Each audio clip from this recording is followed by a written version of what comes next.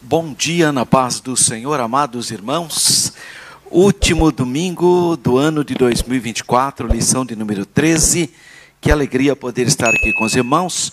Essa é a lição de número 13. Estamos fechando então o último trimestre. São 4 trimestres, esse é o último trimestre. E ele abordou então as promessas de Deus. E ele fecha então com a lição de número 13, dizendo que as promessas de Deus, elas jamais falham. Por isso a expressão infalíveis, né? Negando a falibilidade, não falha.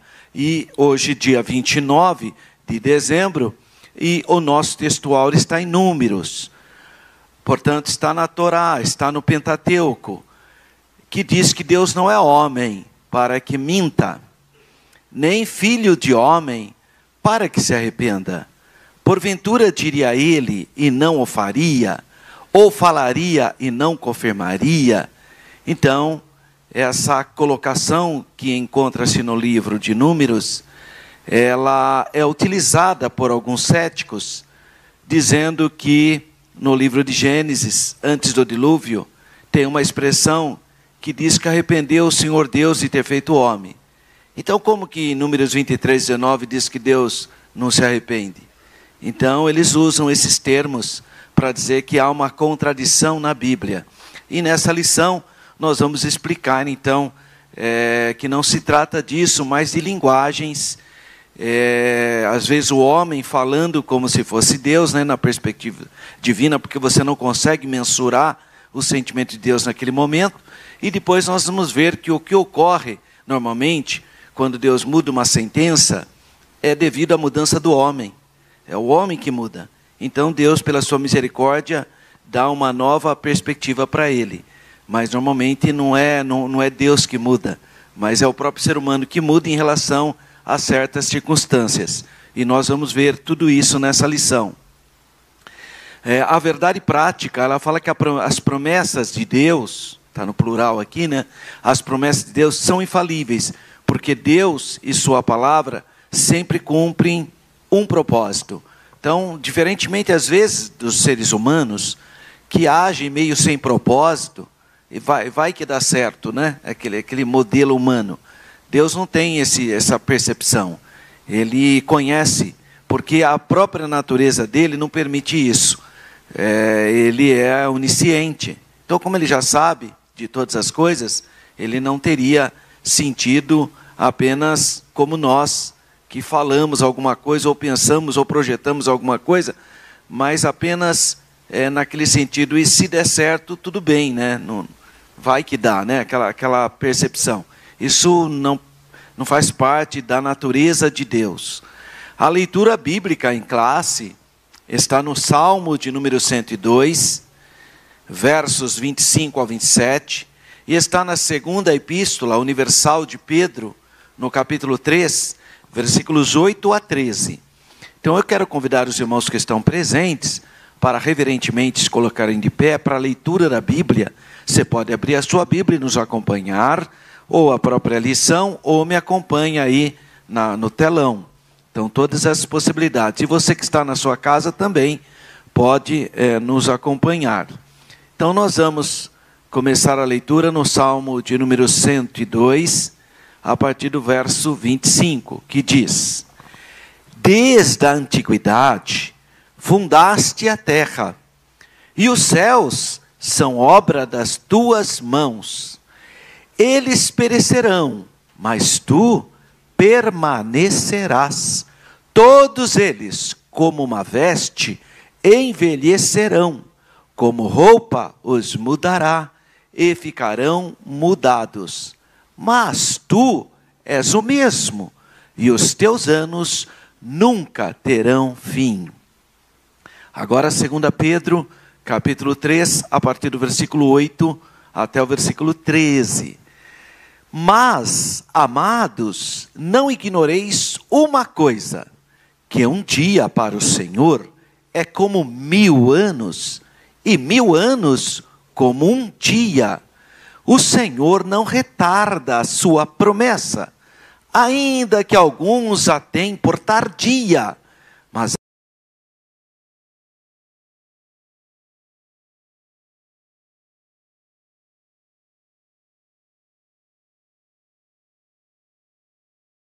Mas o dia do Senhor virá como ladrão de noite, no qual os céus passarão com grande estrondo, e os elementos ardendo se desfarão, e a terra e as obras que nela há se queimarão.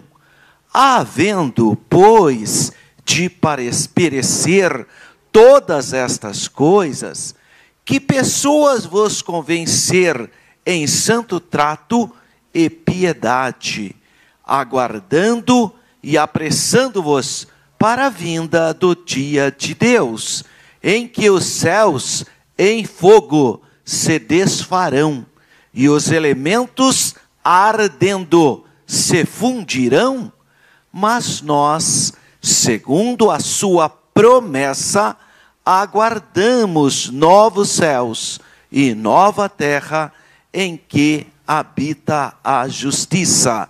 Amém. Oremos.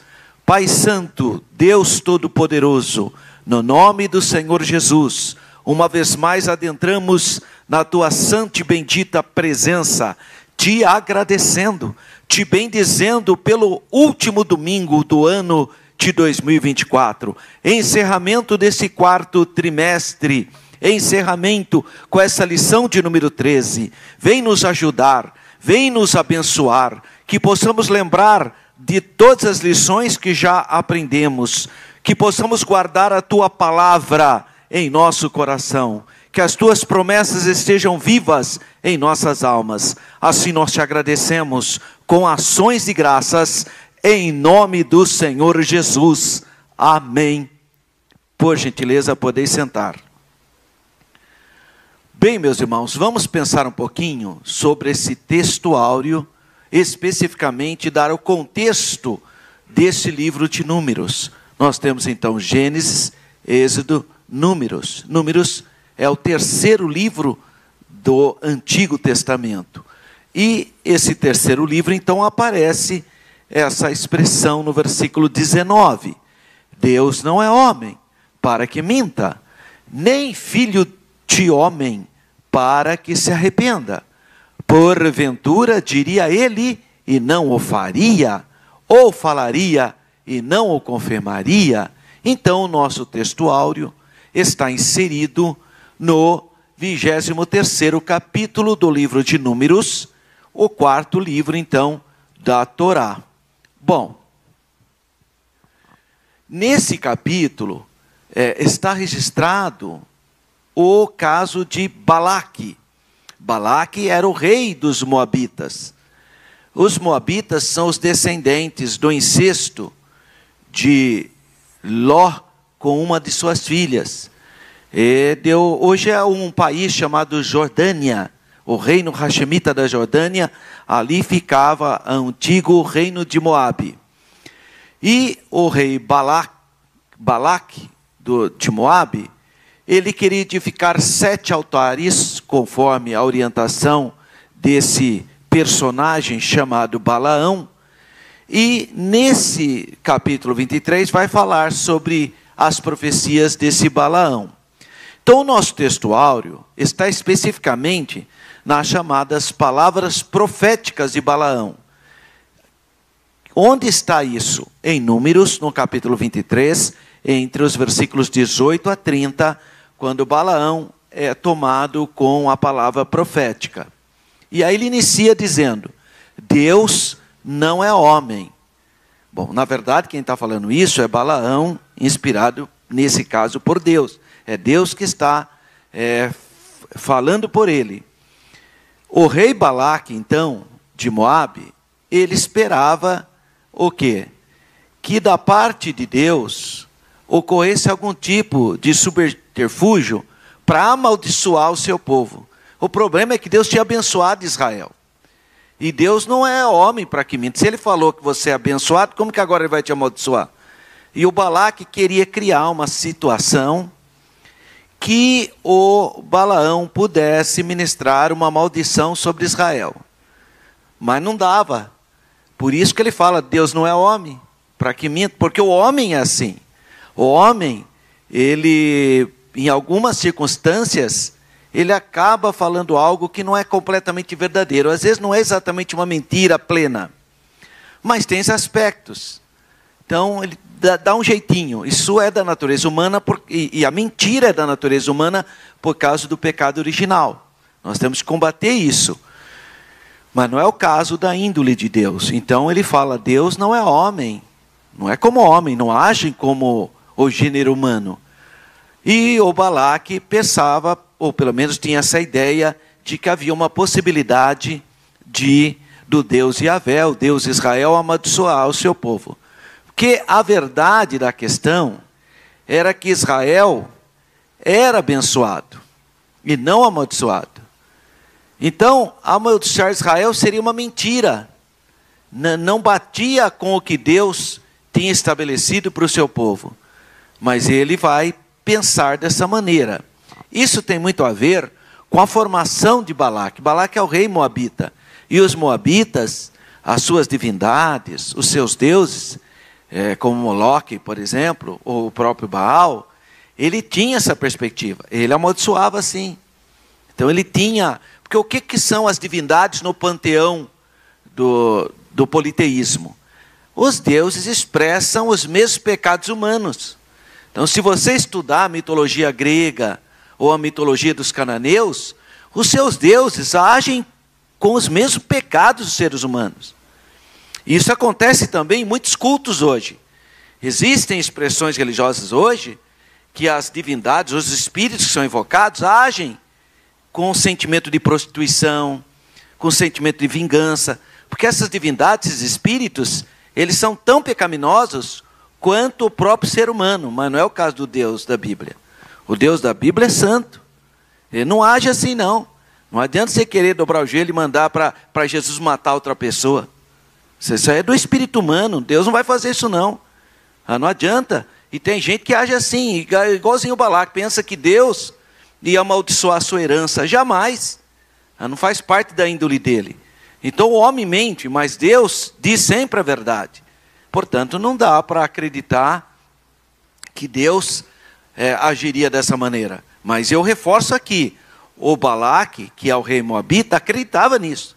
Porque os pagãos acreditam nisso. Os espíritos e os deuses desse mundo agem assim. Eles têm essa fragilidade moral. Existem até religião monoteísta que a divindade deles não tem compromisso moral com o ser humano. Isso é triste isso, né?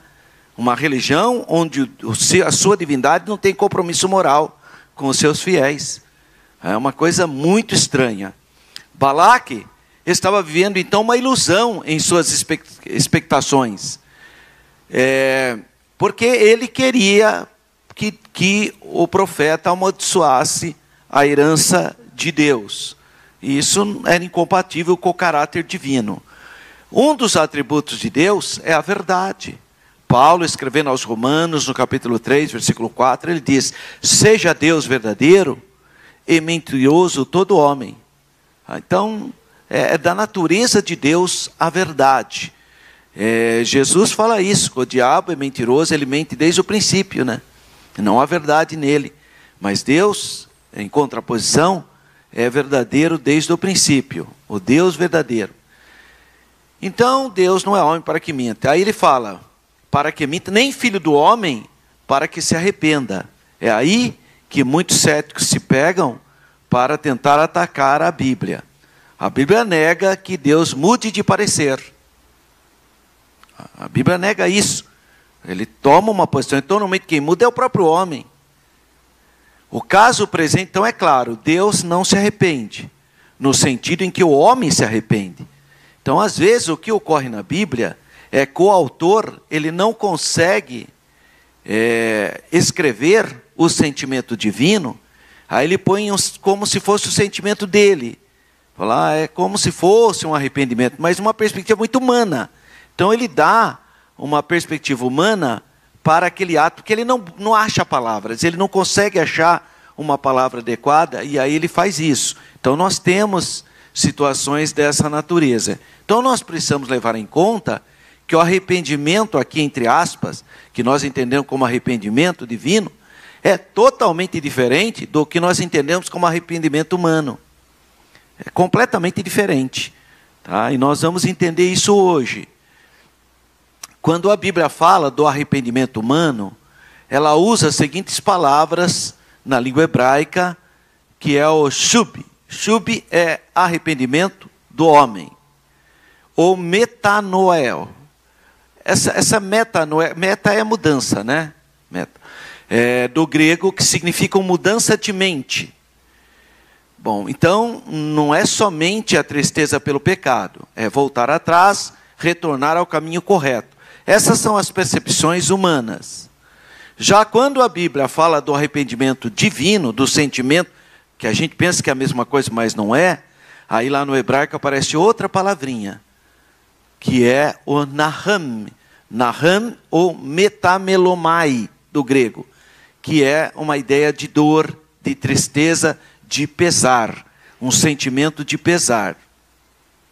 Então a expressão arrependeu-se o Senhor significa mudança de atitude devido à aceitação humana, né, à postura humana.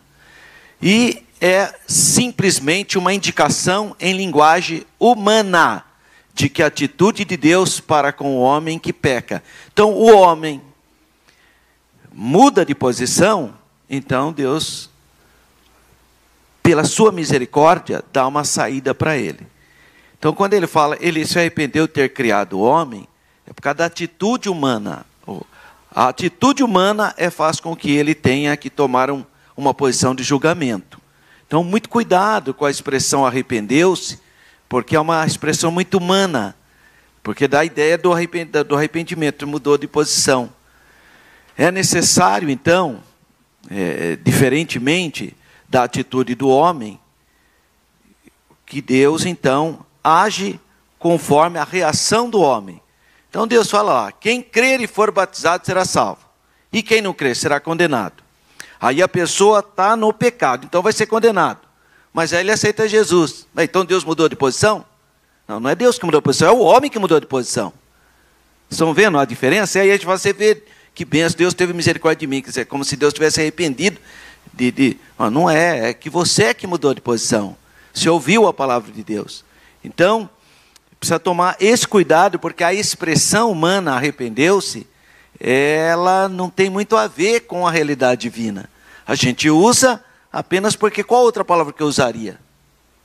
Então, isso vai ser comum na Bíblia, essa expressão, para a gente tentar compreender certas situações. Mas, na verdade, quer ver um outro exemplo? Os moradores de Nínive. Deus não falou que ia destruir Nínive?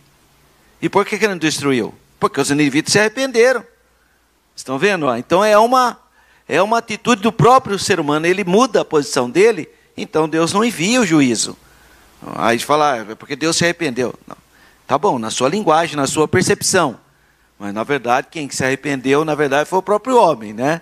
Portanto, o arrependimento divino não traz mudança no ser de Deus, como acontece com a gente. Quando a gente fala se arrependeu, que você mudou de posição.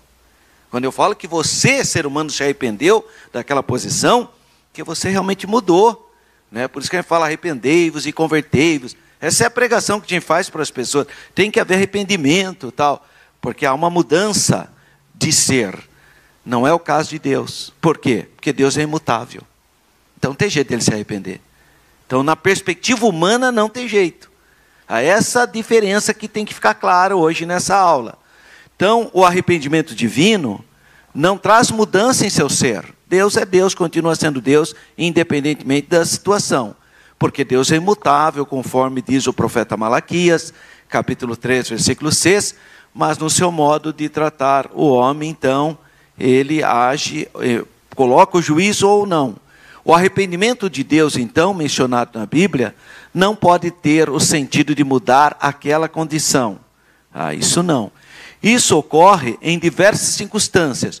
Quando o povo mudou de atitude, de procedimento, abandonando o pecado, então não veio o juízo. Porque o juízo foi decretado, mas depois o povo veio a pecar de novo, aí veio o juízo. Então, veja só, o caso de Jerusalém. Deus falou que ia destruir Jerusalém. Muitos reis piedosos se arrependeram, oraram, então não destruiu. Mas a hora que o povo não quis ouvir a voz de Deus, veio a destruição. Então, é que Deus se arrependeu em algum momento e depois ele não se arrependeu mais? Não é isso, que havia um juízo. Mas as pessoas é que têm que responder ao juízo de Deus. Então, em diversas circunstâncias, quando o povo muda de atitude e abandona os seus pecados, então Deus muda a condição deles. Se arrependeu, isso é, ele revoga então a sentença. É só isso, não há mudança no ser de Deus. Ele só muda a sentença. Aqui, sentença, a sentença é proferida. Então você vê todos esses profetas falando a mesma coisa. Jonas 3:10, Jeremias 26:19, Amós 7:3, todos falam da mesma coisa. A sentença não foi executada por causa do arrependimento das pessoas. Eu acho que o maior exemplo é isso mesmo, é o livro do profeta Jonas, que apresenta então o arrependimento do povo ninivita. O plano de Deus, motivado então pelo seu imensurável critério de justiça, era a destruição de Nínive. Nínive será destruída por causa da malícia extrema dos seus habitantes, dos assírios, que Nínive era a capital do Império Assírio. Mas a opção pela obediência, que até o Jonas ficou admirado, até ele ficou surpreso, motivada pela fé dos ninivitas na pregação de Jonas, fez com que Deus mudasse o quê? O juízo deles. Era para destruir, mas não destruiu, porque eles se arrependeram. Então, dá a impressão que Deus mudou então a sua ideia, e não foi. Ele simplesmente deu uma sentença, senão ele nem mandaria pregar, né? Na verdade, quando ele manda pregar, é para a pessoa mesmo mudar de posição. Ou seja, levou o Senhor a uma aplicação correta em termos divinos da justiça, porque a essência de Deus é a justiça. Se ele falou que vai ser destruída, aí a população se arrepende, então ele não destrói, por causa do arrependimento daquelas pessoas, porque aí ele vai aplicar a justiça. Era para ser destruída, é o nosso caso. Era para todo mundo ser condenado. Mas você creu em Jesus, pediu perdão dos seus pecados, ele aplica a justiça divina através do sacrifício expiatório de Jesus. Quem crer será salvo. Quem não crer é que será condenado. Então aí entra a questão da aplicação da justiça. O que foi uma demonstração de que o Pai sabe perfeitamente bem lidar com as mudanças do comportamento humano. Isso às vezes a gente faz até em casa, né? Olha, filho, você não vai fazer isso, tal. Mas aí ele muda de posição, vira estudioso e tal. Fala, poxa, ele merece, né? Então é um senso até de justiça que você acaba fazendo. Deus nunca erra, mas se alguma de suas criaturas erra insistentemente, a ponto de se perder, Deus, que não tem prazer na morte de ninguém, está lá em Ezequiel 18:32, fica triste, que também é uma palavra humana, né? Porque Deus fica triste, né? Quer dizer, eu tenho dificuldade de expressar o sentimento de Deus. Então ele ficaria triste pelas consequências que essa criatura terá que enfrentar, que é o juízo. Então ele quer nos livrar daquela condenação, mas nós ainda continuamos sempre indo para o lado errado. Nós estamos falando no sentido lato, né, genérico do ser humano. A esse sentimento de dor e perda, a Bíblia apelidou de arrependimento. Esse sentimento de que eu quero o seu bem e você faz o mal. Mesmo eu querendo o seu bem, mesmo eu te avisando que aquela atitude sua vai te levar à destruição, e a pessoa continua insistindo no erro. É isso que nós apelidamos de arrependimento. Em suma, o arrependimento de Deus não ocorre por causa de qualquer mudança nele, mas por causa da nossa mudança em relação a ele. Entenderam a diferença? Então, a ideia da palavra arrependimento não é porque Deus mudou na sua essência, arrependeu, né, voltou para trás. Não, não é isso. Mas por causa da nossa mudança para com a sua palavra. Então é nós que mudamos. E dá a impressão que é Deus que está mudando. Essencialmente Deus não mudou nada. E aí ele fecha o versículo dizendo, porventura diria ele e não o faria? Ou falaria e não confirmaria? São duas perguntas, que ele sabe a resposta. Diria ele e não faria? Impossível, que Deus fala uma coisa e depois não vai fazer. Não, então quando ele muda é por causa do seu senso de justiça. Vai destruir a cidade. a cidade se arrependeu, então não vai ser destruída, porque se arrependeu. Então, o que ele fala, ele confirma. Mas você não pode esquecer do elemento da justiça. Por isso que é difícil para nós, seres humanos, mensurarmos isso. Deus sempre cumpre aquilo que ele promete. Em outras palavras, suas declarações proféticas e suas promessas, infalivelmente, terão que cumprir, ou se cumprirão. Então, a bênção divina a Israel atravessa milênios. Deus falou: abençoarei os que te abençoarem, e amaldiçoarei os que amaldiçoarem. Está lá em Gênesis. Está lá no capítulo 12, por exemplo, Deus falando para Abraão. E claro que isso tem a ver com os descendentes de Abraão. Agora a pessoa hoje fala: não tem nada a ver. Isso é sua opinião, irmão. Não tem nada a ver, é sua opinião. Tem gente, irmão, que acha que vai mudar a palavra de Deus com a opinião dele, ou dela, né? Tinha uma moça, quando estava na faculdade, ela falou: não, pecado não existe pecado. Um dia eu enchi o picó, eu estava sempre ficar quietinho, não falava nada. E ela sempre falava: não, pecado é inversão dos cristãos, pecado isso não tem nada a ver, porque ela não acreditava no pecado. Aí um dia eu estava meio, acho que nervosinho, né? E ela falando de novo, eu falei assim: deixa eu contar uma coisa para você. Se você não aceitar Jesus, você vai para o inferno, mesmo você não acreditando. Mesmo você não ter, você vai a mesma coisa. Falei na lata dela. Falei, porque o fato de você negar o que Deus estabeleceu não vai mudar nada. Porque tem gente que acha que tem um poder na palavra dela, que acha que é superior. Irmão, você pode falar o que você quiser. Se a Bíblia falou assim, é assim. Não adianta. Então, por quê? Porque Deus é Deus. E o que vale é a palavra dele. E não a nossa percepção. E tem gente que insiste nisso. Não, a Bíblia fala assim, mas eu não acredito. Tá bom, você não acredita, o problema é seu. As consequências virão independentemente da sua crença. Não é a sua crença que vai deixar a palavra de Deus, vai deixar de ser infalível só porque você não acredita? Não. Então, as declarações de Deus, elas subsistem eternamente. Assim sendo, a veracidade de Deus haveria de levar o seu propósito com uma cabal de fruição. Então, vai acontecer. Agora, o que ocorre é que existem palavras que são eivadas de justiça divina. E aí, se você se arrepender, então, não vai, obviamente, ocorrer aquela maldição, aquela situação. No caso de Abraão, Deus o abençoou. Deus falou: abençoarei os que te abençoarem, e amaldiçoarei os que te amaldiçoarem. E pronto. Está assim até hoje. Tem gente que já não acredita mais na Bíblia, não acredita mais na palavra de Deus, e a gente tem assistido as consequências de quem ouça a desobedecer a palavra de Deus. Então Deus comprometeu-se de modo inquebrantável de que abençoaria o seu povo. Isso é vontade de Deus. Mas qual é a mensuração disso? Não sei. Não sei, porque ele mesmo fala que ele escolheu Israel não porque era um grande povo, porque era uma grande nação, até porque tinha o Egito, que era muito mais sofisticado, tinha próprios países da Mesopotâmia, como a Babilônia, a Síria e outros países, mas escolheu Israel. Qual é a mensuração? Quem sou eu para mensurar isso? O que eu posso dizer para você é mais ou menos o que o apóstolo Paulo vai dizer aqui em Romanos, no capítulo 11, depois que ele explica sobre que a plenitude dos gentios, quando acabasse, voltaria então todo o plano de Deus para o povo judeu. Está no capítulo 11. Está falando do Israel literal aqui, sobre o futuro de Israel. E aí, ele fecha, a partir do versículo 33, ele fala algo que me chama a atenção, porque tem a ver com o que eu estou dizendo. Ele diz assim: ó profundidade das riquezas, tanto da sabedoria como da ciência de Deus. Quão insondáveis são os seus juízos e quão inescrutáveis os seus caminhos. Como que eu vou mensurar?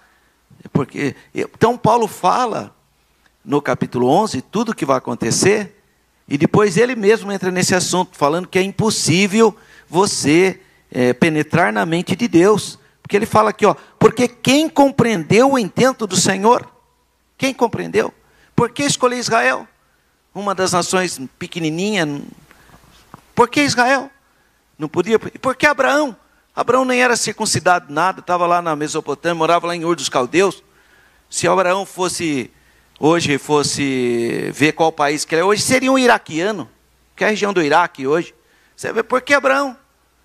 Está vendo que não tem nem lógica. Outra coisa, lá, eu preguei lá no Jardim Nova Europa, na última terça-feira, está lá no YouTube, se vocês quiserem ver a mensagem, sobre Gálatas 4:4, vindo à plenitude dos tempos, Deus enviou seu Filho. Mas o que é plenitude? Porque o Império Romano tinha estradas, tinha uma única língua, tinha sinagogas, tudo bem, isso tem a ver, porque facilita a dispersão da palavra. Mas a China era um império, no mesmo período. Era um império extremamente sofisticado. Por que lá? Por que lá em Canaã? Por que não lá na Mongólia, lá naquela região, que tinha muito mais gente? Sei lá eu, irmão. Eu vou entender o que Paulo está dizendo aqui. Porque quem compreendeu o seu intento do Senhor. Um dia eu estava na sala de aula em História, na Universidade de São Paulo, e o professor falou assim claramente, falou, eu não entendo por que a Revolução Industrial aconteceu na Inglaterra. Não tem lógica. A China produzia a seda, roupa, muito mais sofisticada. A China produziu pólvora. E começou a falar da China, que eu falei, meu Deus do céu, a China estava num nível totalmente diferente da Inglaterra. Só que a Revolução Industrial aconteceu na Inglaterra. E como que eu explico isso? Sei lá eu, irmão. Eu não tenho nem a menor, eu vou só na eternidade. Pergunta para Jesus na eternidade. Por que acontece? Agora, o que eu sei é que existem dois tempos. O Kairos de Deus, que é o tempo de Deus. E o Cronos, que é o nosso. Essa folhinha está tudo errada, viu, irmão? Tem gente que fica brigando. Eu já vi tanta bobagem, gente brigando data para cá, data para lá. Está tudo errado, irmão. Nosso calendário está errado. Eu nem sei se hoje é domingo para os irmãos terem uma base. Nem vou mexer nisso, porque eu não quero trazer minhoca na cabeça dos irmãos. Mas isso aí é invenção humana. Fomos nós que convencionamos isso. Hoje é domingo porque os homens convencionaram. Não foi Deus que falou, hoje é domingo, viu, irmão? Então essa turma que quer guardar sábado, nem sabe se é sábado mesmo. Está tudo fora, irmão. Agora a gente minimiza, tá bom, tá dando certo, vai assim mesmo. Mas o nosso calendário está atrasado, pelo menos 4 anos. Agora você vai corrigir isso? É melhor não mexer, irmão. Deixa como é que está dando certo assim, fica assim mesmo. Então, tem tanta coisa que está fora do lugar, e eu vou questionar Deus.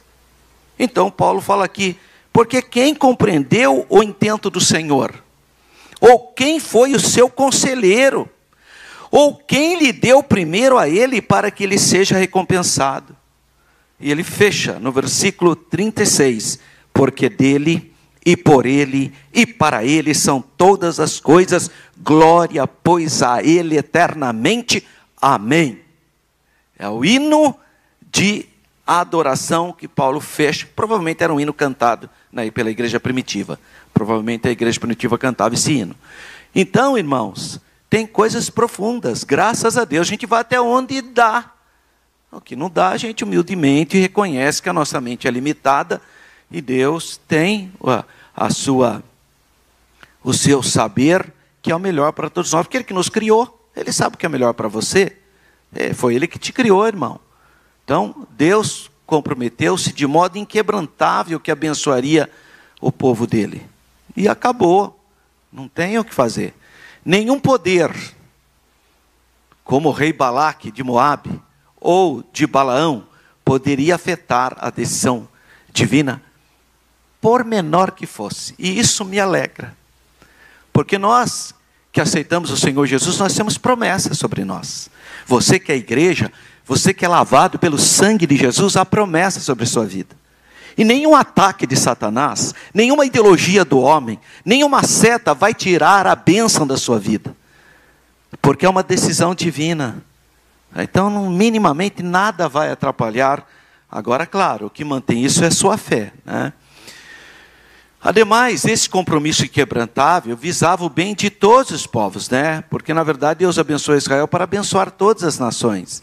E não somente o povo de Israel, visto que Israel seria o instrumento, então, que traria o Messias, né? Em ti serão abençoadas todas as famílias da terra. Então, todos que aceitarem o Senhor Jesus como seu Messias, como seu Salvador. Então, isso fazia parte do pacto abraâmico. E foi reforçado, então, no novo pacto com a pessoa do Senhor Jesus. Portanto, olha só, eu vou fechar aqui explicando, o emprego do recurso de linguagem antropomórfica, que a linguagem de forma humana, nesse versículo, não desmerece o quê? A presciência de Deus. Ou vocês acham que Deus não sabia que os ninivitas iriam se arrepender? Claro que sabia. Quem não sabia era o Jonas, coitado. O Jonas ficou nervosinho, irmão. Ele queria que Nínive fosse destruída, porque é uma questão ideológica ali. Os assírios estavam destruindo todos os povos. Ele sabia que os assírios iam destruir Israel. Então ele queria que os ninivitas fossem destruídos. Aí Deus falou, vai pregar para os ninivitas. Não vou não, fugiu. Aí Deus trouxe ele de volta. Chegou lá, pregou uma mensagem que não tem pé nem cabeça. Vai ser destruída a cidade, vai ser destruída em 3 dias. Eu nunca vi uma mensagem daquela, nunca vi um pregador que está querendo ganhar alguém para Deus fazer uma mensagem daquela. Uma mensagem que não tem nenhum sentido. Só que Deus sabia de tudo, né? Os ninivitas se arrependeram. Se arrependeram. Aí ele ficou bravo com Deus. Falou para Deus, eu sabia que o Senhor é misericordioso. Olha, veja a cabeça. E é um profeta, hein? É Jonas. Então não é porque às vezes é uma pessoa que não tem essa fraqueza. Jonas falando para Deus, eu sabia que o Senhor era misericordioso, então eu nem queria vir pregar. Ô Jonas, você aí fica falando, aí quanta gente, você ficou bravo porque Deus enviou um bichinho e matou o pezinho de aboboreira ou mamoneira lá. Ele ficou bravo. Onde você viu esse pezinho? Tem gente assim, irmão, que defende mais a plantação de eucalipto, mais o cachorro dele, do que um ser humano. Tem um monte de Jonas hoje aqui, é tudo do Greenpeace esses irmãos. Que defende mais o verde, defende... Não que não é para defender, mas tem equilíbrio, irmão. Tenha equilíbrio. Precisa ter equilíbrio. Seu papagaio, ele fala por remediação, hein? Vai achar que ele é crente, não, irmão. Fazer um discipulado nele. Para de bobagem. Tá? São criaturas irracionais, devem ser tratadas com carinho, porque é a criação de Deus... Mas não coloque a mesma dimensão de seres humanos. Não faça isso. Tá? Porque aí você peca e peca feio. Tá? Portanto, o emprego da linguagem antropomórfica, nesse versículo, não desmerece em nada para a essência de Deus. Porque é claro que Deus sabia. Porque é da natureza dele. Também não contradiz a palavra profética de Malaquias e o texto de Tiago. Vamos ler? Malaquias 3,6. Porque o Senhor não mudou. Por isso vós, ó filhos de Jacó, não sois consumidos. Olha só o que Deus está falando, que o povo judeu jamais desaparecerá da terra. O Hitler tentou. O Hitler matou 6 milhões de judeus. 6 milhões. Ele tentou, mas não adianta, não vai conseguir. Por quê? Porque o Senhor não muda. Ele falou, está abençoado. Pode fazer o que quiser, não adianta. Tá? E Tiago 1,17, toda boa dádiva e todo dom perfeito vem do alto, descendo do Pai das luzes, em que não há mudança. Não há mudança, é imutável, nem sombra de variação. Então, a palavra de Deus é a palavra profética de Deus, é imutável, infalível. É a nossa declaração de fé. Nós cremos que a Bíblia é a palavra de Deus, a infalível palavra de Deus. Às vezes eu fico até admirado. Hoje eu não vejo mais gente assim, mas eu vi muita gente pregando. A Bíblia fechada é um livro normal. Pelo amor de Deus, irmão. A Bíblia aberta e fechada é a Bíblia a mesma coisa. Quem falou que fechado é um livro normal? Claro que não é um livro normal.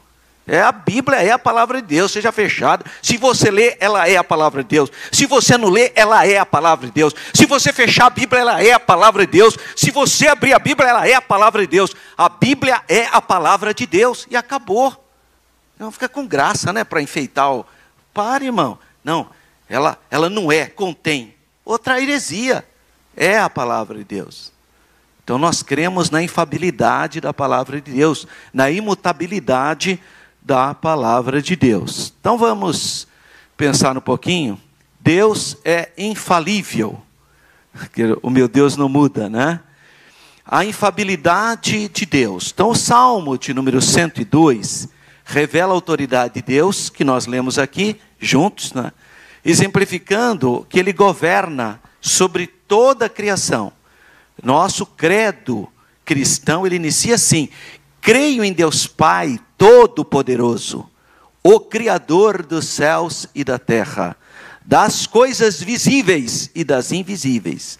Essa declaração é fundamental para nós, porque é o nosso teísmo. Nós cremos que Deus é o Criador, isso é criacionismo. Então, quando você fala, crê em Deus Pai Todo-Poderoso, o Criador dos céus e da terra, isso é profissão de fé. Você crê que Deus é o Criador. Em outras palavras, nós estamos dizendo não à evolução. Aquele canal, que eu gosto demais, porque eu gosto de animais, então eu gosto de assistir muita coisa de animais, que é o Discovery, o Animal Planet, ou o Discovery, seja o Teacher, ou o History. Todos esses canais de história, que são da TV fechada, tem muitos documentários, todos eles são baseados na evolução. Todos. Eles vivem falando, a evolução, a evolução, a evolução, a evolução, a evolução. Evolução nada, irmão. Evolução coisa nenhuma. Claro, existe uma mudança, uma mutação genética, uma mutação, existe.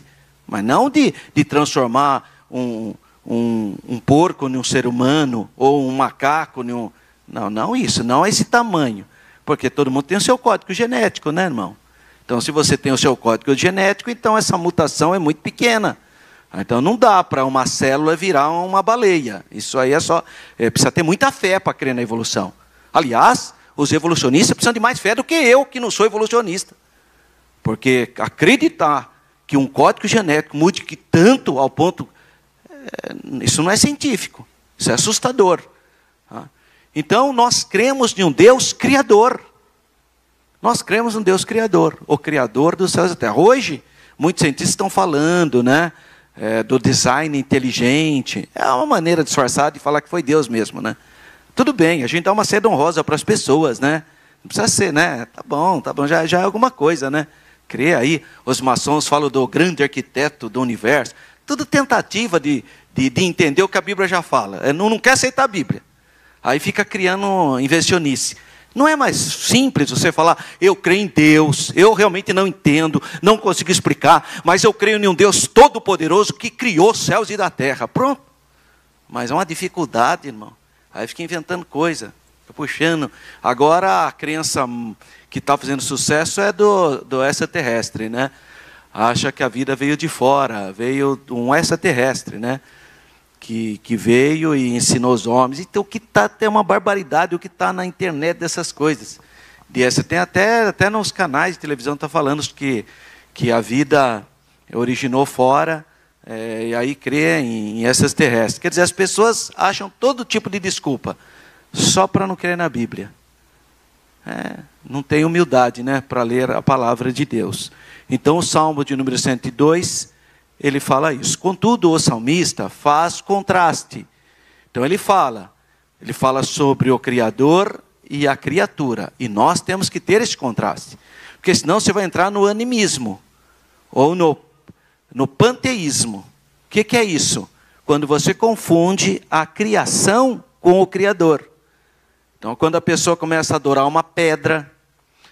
Aquelas pessoas, quando eu olho uma criança, eu vejo Deus. Quando eu olho aqui essa flor, eu vejo Deus. Não, você não vê Deus coisa nenhuma. Você está vendo a criação de Deus, irmão. Que conversa é essa? Não, o sorriso da criança, eu vejo Deus. Não, você vê o sorriso da criança. Você vê o que? A manifestação de Deus. O que diz o Salmo 19? Os céus manifestam a glória de Deus. Mas não é Deus. Você não pode confundir o Criador com a sua criatura. E o panteísmo e o animismo confundem o Criador com a criatura. Não pode, irmão. Deus é independente da sua criação. Então, e a criação passa e morre. A criação passa, envelhece. Agora o Criador é imutável. Ele permanece eternamente. A imutabilidade de Deus revela que Ele é infalível. Que Ele não falha. Por isso que na Bíblia não há uma só referência que mostre que Deus falhou em seus planos, palavras ou promessas. Não. Ele sempre cumpre a sua palavra, por isso que nós podemos confiar. É o Deus Todo-Poderoso, absoluto, infalível, imutável. Outra palavra também muito séria é a questão do absoluto, da palavra da verdade absoluta. Hoje isso é questionado pelos filósofos e pelo mundo. O mundo crê na relatividade. Então ele fala que não há verdade absoluta. Toda verdade, é a sua verdade, é a sua opinião, é a sua, isso é o relativismo. Mas Jesus falou que é verdade, sim. Em João 14,6, Jesus diz: eu sou a verdade. Eu sou o caminho, a verdade e a vida. Ninguém vem ao Pai senão por mim. Então existe uma verdade absoluta que é o Senhor Jesus. Ele é a verdade. Embora as pessoas tentem então criar uma ideia de relativismo em todas as noções que você imagina. 1.2, uma promessa infalível. Na segunda carta universal do apóstolo Pedro, especificamente no capítulo 3, nós vemos que o apóstolo Pedro tem o propósito de responder à igreja a respeito de algo que estava acontecendo naquela época. Por que está demorando tanto a volta do Senhor? O retorno do Senhor Jesus. E aí ele explica que o tempo de Deus é diferente. Então, tempo de Deus, kairos.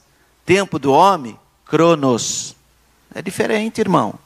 Tá? Deus é criador. Por isso que ele fala, um dia para o Senhor é como 1000 anos. E 1000 anos para o Senhor como 1000 dias. Você observa, por exemplo, o caso de Adão. O Senhor disse para Adão, o dia que você pecar, você morre. Irmão, mas Adão viveu mais de 900 anos. Pois é, mas um dia para Deus é como 1000 anos. Então ele morreu mesmo no mesmo dia.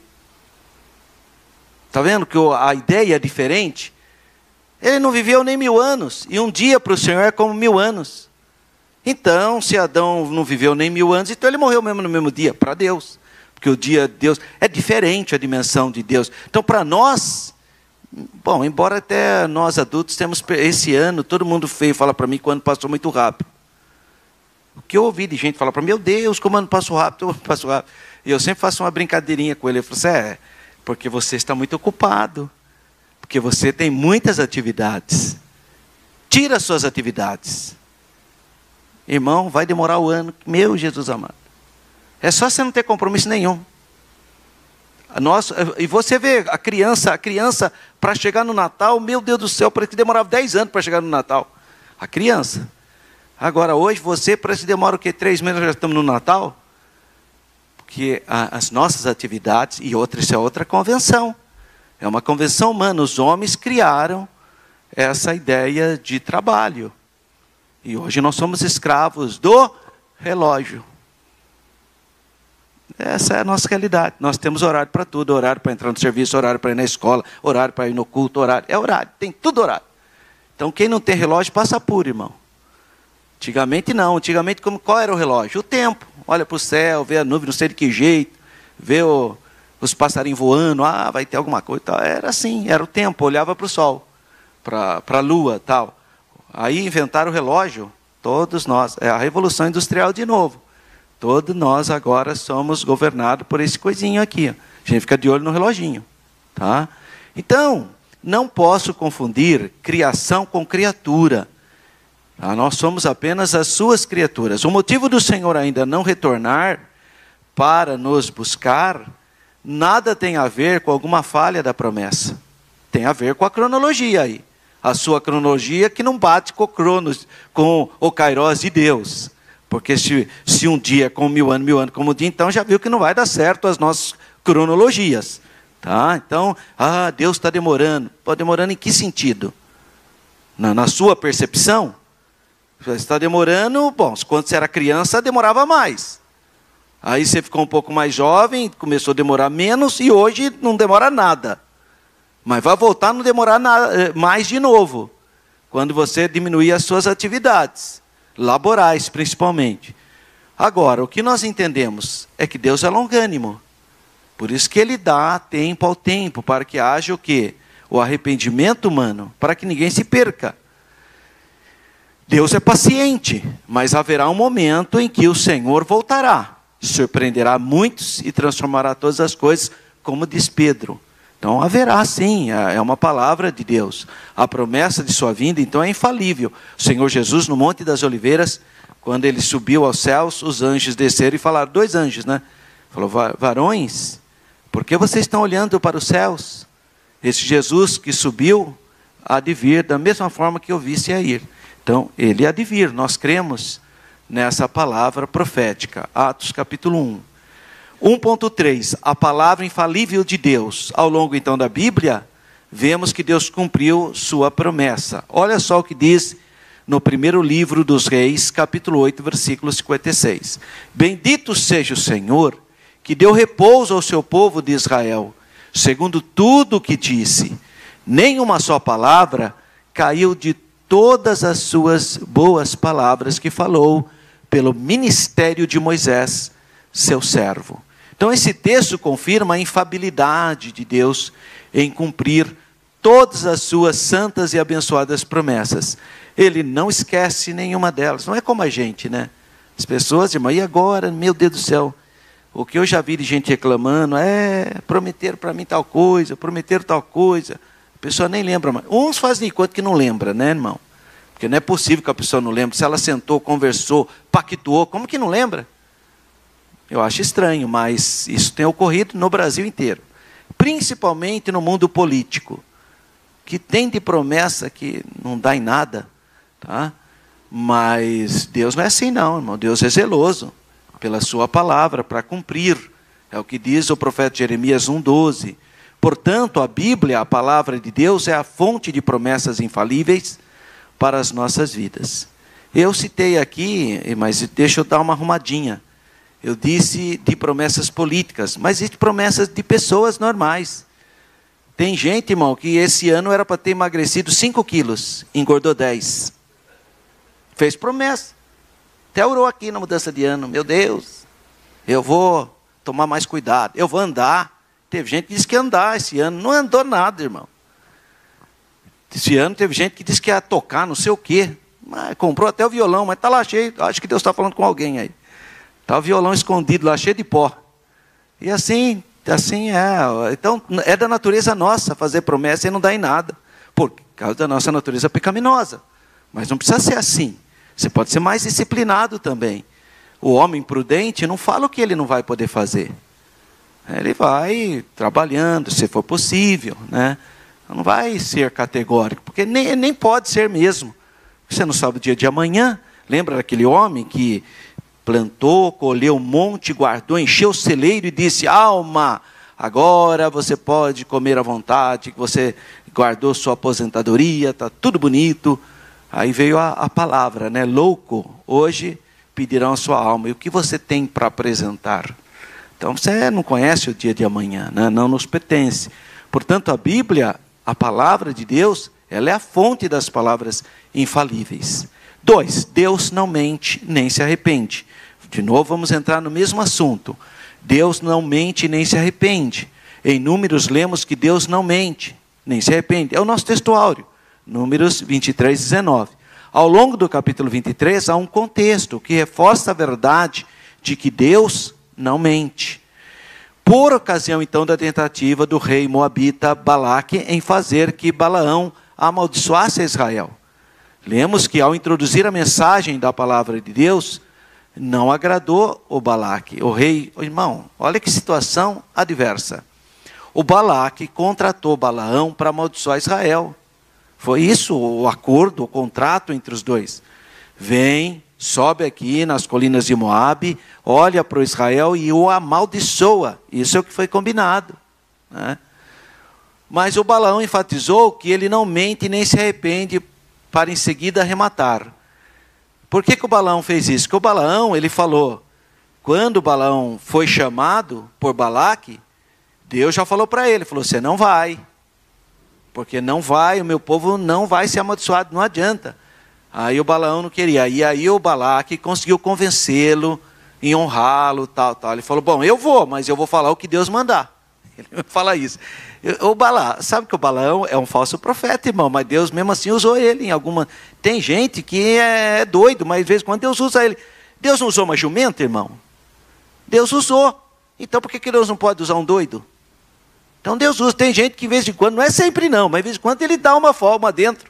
Só dá outra forma, mas de vez em quando dá uma dentro. É o Balaão. Balaão é um falso profeta. Lá em Apocalipse está falando Balaão, profecia de Balaão. Mas, em vez em quando, ele dava uma dentro. E nesse caso ele deu uma dentro. Ele falou assim: ó, eu não vou falar nada, só o que Deus mandar. Eu falo só o que Deus mandar. E olha que interessante, ele foi, o anjo se pôs na frente, ele não via. Você vê que é um profeta que não tem visão. Já estava errado ele ir. Mas ele foi. Aí o anjo se coloca na frente da jumenta. Olha, irmão, se não fosse aquela jumenta, ele estava morto. A jumenta basicamente salvou a vida dele. Olha que situação. A Bíblia fala de 2 animais que falaram. Só 2. A serpente, para enganar a mãe Eva, e a jumenta, para repreender o profeta. Tá? Tem esses 2 casos apenas na Bíblia. Tem um aí que fala umas coisas, mas melhor nem tocar nesse assunto. Números 23, 20. Eis que recebi mandato de abençoar, pois ele tem abençoado e eu não posso revogar. Olha só o que Balaão fala. Eis que recebi mandato de abençoar. Deus mandou eu abençoar. Então eu não posso revogar isso. Deus mandou eu abençoar, como que eu vou amaldiçoar? Tá? Então é muito interessante. Depois, se você tiver com calma, leia o Números 23, o contexto ali, como é bonito. Assim Balaão não podia fazer o que Deus não havia decretado. Então a Balaão, com todo atrapalhado como era, mas ele teve um temor. Ele falou, não, eu não vou falar o que Deus não falou, não.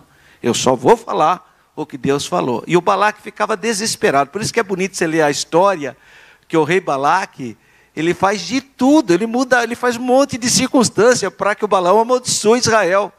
E o Balaão não consegue amaldiçoar. Até o Balaão, tem hora que o Balaão quer amaldiçoar mesmo. Ele vai querer amaldiçoar, só que ele amaldiçoar, ele abençoa. Aí o Balaque fica doido, fala, eu contratei você para amaldiçoar, você está abençoando? Ele falou, mas eu não posso, eu até quero amaldiçoar, mas não consigo. Porque ele ia falava as coisas corretamente, bênçãos. Mas aí vem a pergunta, Deus se arrepende? Porque Gênesis capítulo 6, nós vemos que Noé construiu uma arca para a salvação dele e da família, né? Dos animais, da grande destruição que ocorreria naquela sociedade. E aí diz o texto que Deus se arrependeu de ter feito o ser humano.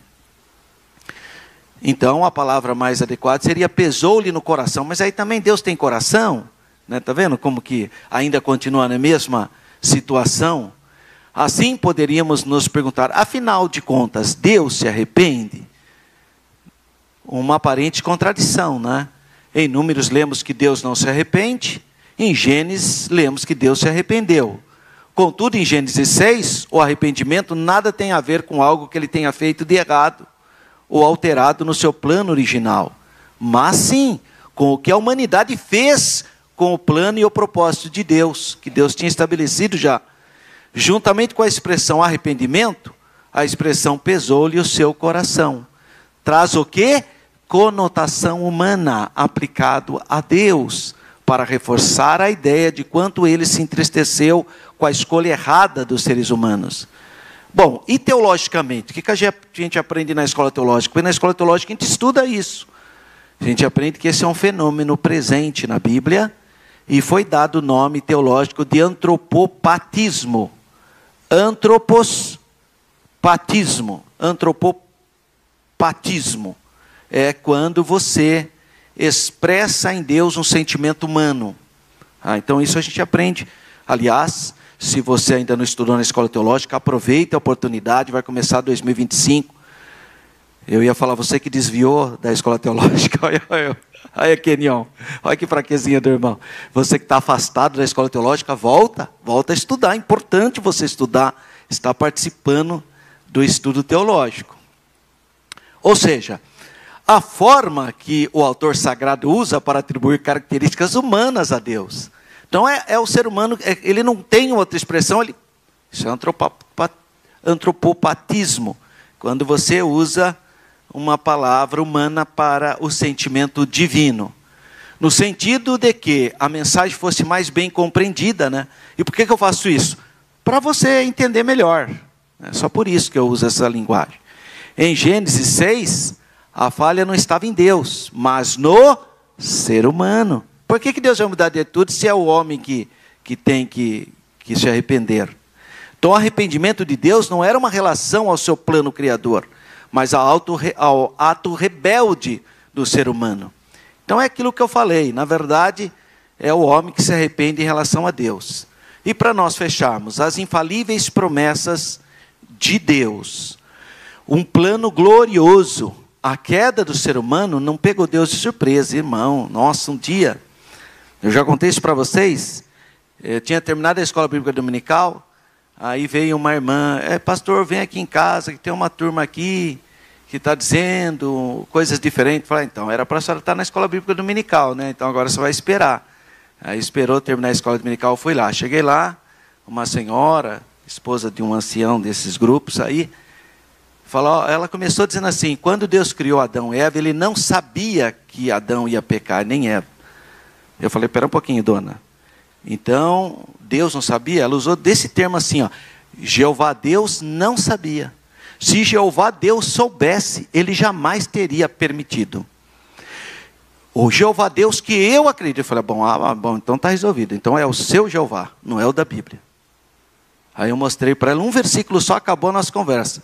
O cordeiro que foi morto antes da fundação do mundo.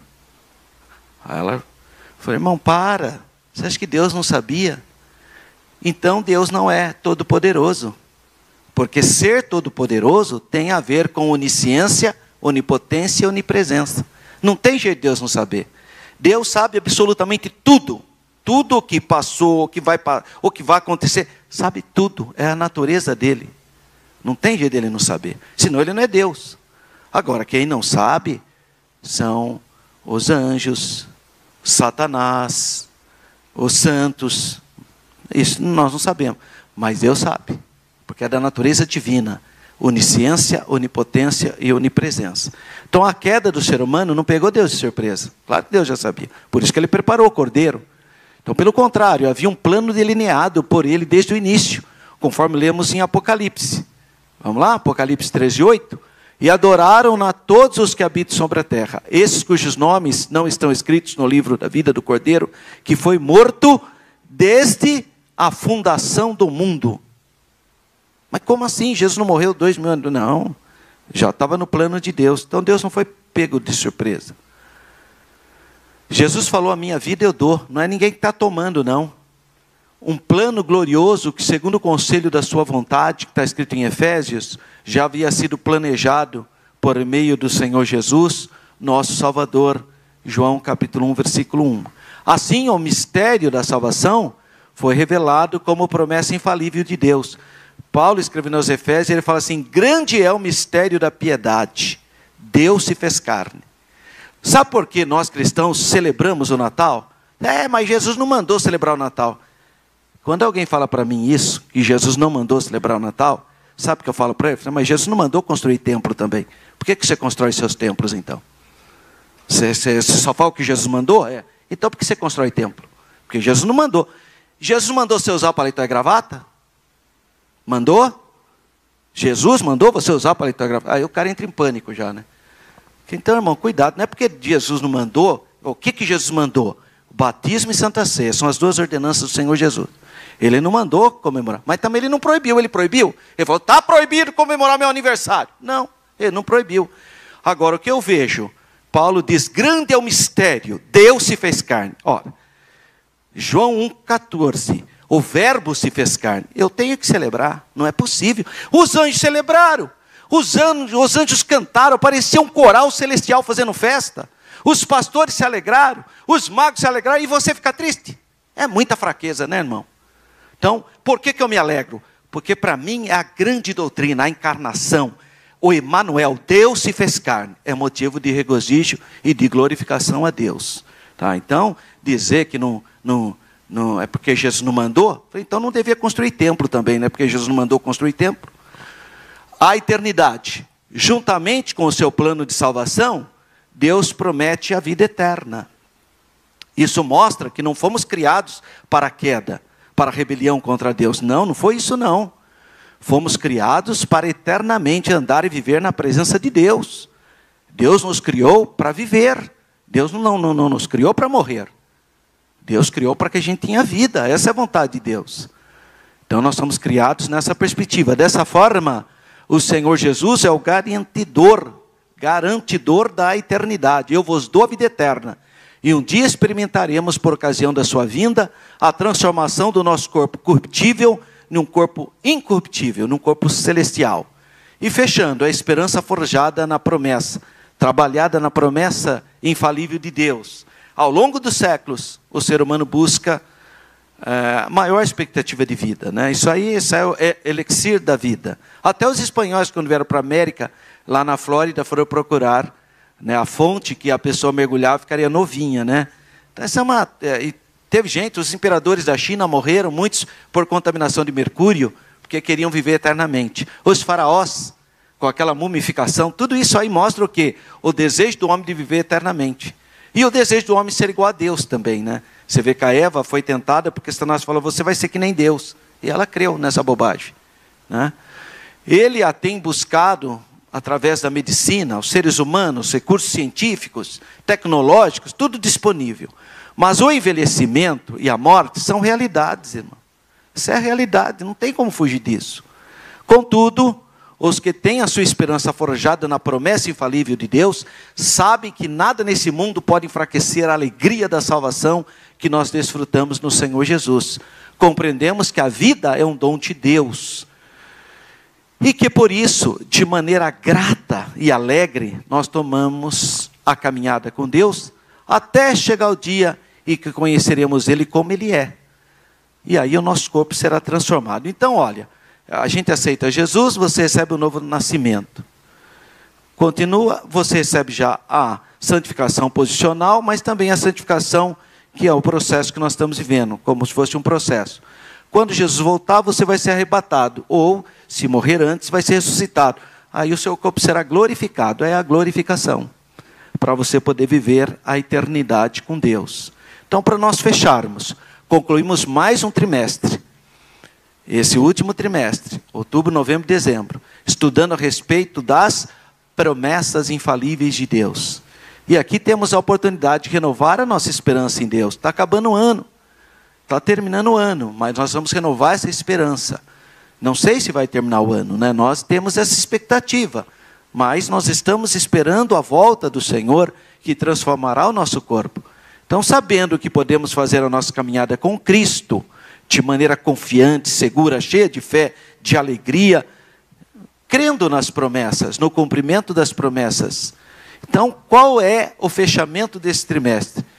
É que nós venhamos confiar em Deus e na força do seu poder. Não desanime, creia, não perca a sua fé, porque nós somos bombardeados por tudo quanto que não presta para te desfalecer. A enfermidade, a luta, a pressão, doenças psicossomáticas, ideologias, é tanta coisa voltada contra nós. Por isso eu aconselho você, venha fazer a passagem aqui de ano, vem aqui na igreja, o pastor Paulo, às 22 horas, vai ter o nosso culto dia 31, terça-feira, venha orar aqui, eu vou estar lá no Nova Europa, com o mesmo propósito, ouvir o testemunho dos irmãos, porque eu sei que todo mundo tem um testemunho para o ano de 2024, eu sei que Deus fez algo bonito na sua vida, dê o seu testemunho, passa aqueles momentos de oração na presença de Deus. Vamos entrar o novo ano, 2025, na presença de Deus, cheio de fé, cheio de alegria, em nome de Jesus. Amém, irmãos? Um feliz ano novo a todos. Se Deus nos permitir, estaremos aqui dando continuidade a esse estudo da Escola Bíblica Dominical em 2025, porque o próximo domingo já será 2025. Muitíssimo obrigado. Fiquem todos na paz do Senhor.